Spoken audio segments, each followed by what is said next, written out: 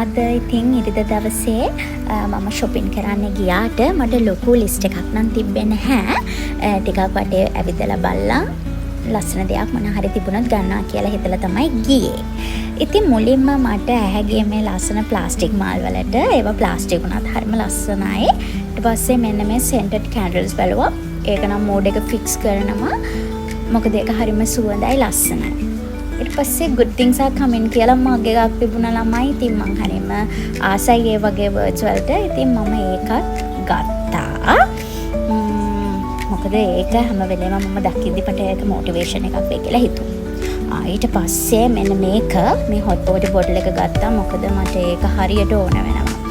girls running understanding මොකක්ද එදාට වෙන්නේ කියලා. ඉතින් ඊළඟට පොඩි kitchen එකට ඕන කරන items ටිකක් මට ගන්න තිබුණා. මම ඒ ටිකත් ගත්තා. අන්තිමට මට ලස්සන dream catch එකක් හමුණා. ඇත්තටම මට කලින් එකක් තිබුණා. හැබැයි ඒක මම මගේ room එක මාරු කරන වෙලාවේ නැති වෙලා තිබුණේ. ඒක නිසා මම ඒක ගත්තා. අන්තිමට ඉතින් ඔක්කොම බඩු ටික මම ගොඩක් ගත්තේ නැහැ. හැබැයි ඒ ටික අරගත්තා. ඊට දවසත් ඉතින් මේ විදිහටම ඉවර කරා. ඉතින් සතුටින් හැමෝම වැඩ කරගෙන ඉන්න.